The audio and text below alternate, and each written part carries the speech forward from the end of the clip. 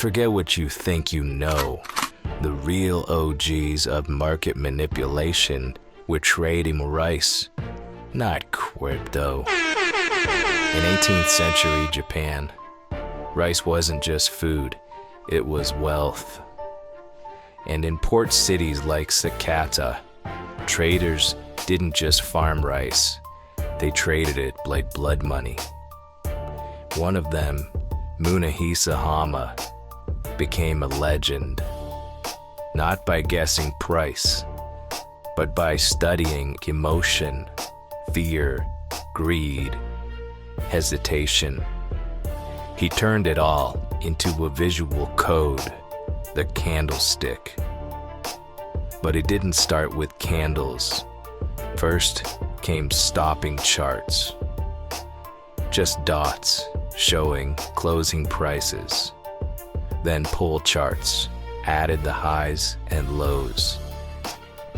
Bar charts stacked it all vertically. Anchor charts brought it in the open and close with directional arrows. Then Homma created the candlestick, one box that captured the entire fight. Open, close, high and low at a glance. A tool to track human behavior, not just numbers. Centuries later, we still use his invention.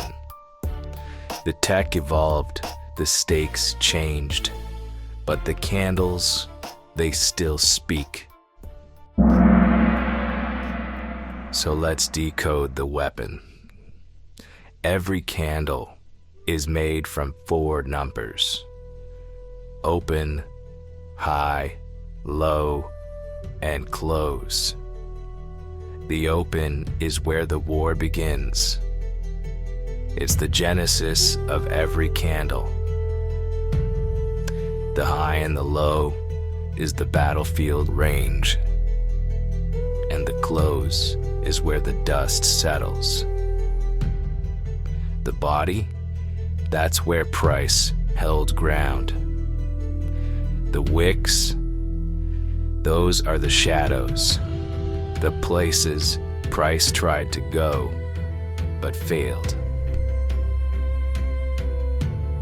In battle, it's not just who attacks, it's who controls. Wicks are rejection. If you see a long upper wick, price pushed up, but sellers struck back. If you see a long lower wick, buyers stepped in, defending the low. Bodies are conviction. Big bodies, strong move. Small body, indecision, tension, a standoff. Now here's where rookies get wrecked. They look at candles in isolation. That bullish candle on the 1 minute might be a fake out on the 15. A massive wick on the daily could be a trap on the hourly. Timeframes change the narrative. A candle is never full truth unless you zoom out and see the bigger war.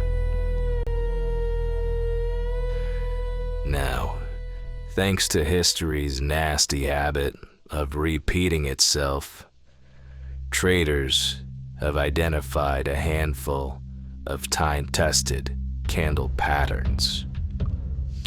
Inside your battle note, you'll find the usual suspects: engulfing, hammer, spinning top, etc.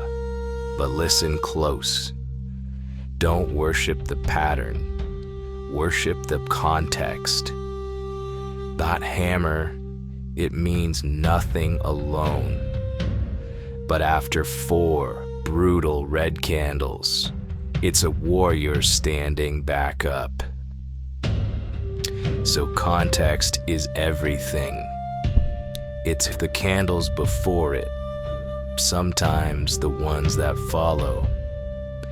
Even the so-called single patterns need a second candle to confirm their intent. Patterns are just whispers. The battle zone makes them scream. Candles don't work in isolation. They work where aggression meets exhaustion, at key zones where the market makes its real moves. So use the cheat sheet, but don't just look at shapes. Read the story behind them. Here's your homework. Go find 3 fake outs using just wicks. Where did price trick traders then reverse hard? That's where the game is played. That's where your edge lids. So mark up 3 charts and post them in the Discord. Candles are liars, but they lie in patterns.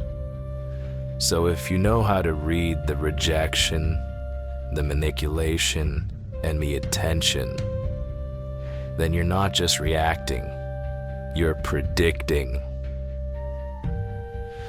Lesson 2 complete. Congratulations. Perfect. Now you're starting to see the fight behind the chart. Lesson 3 drops next. Let's get it.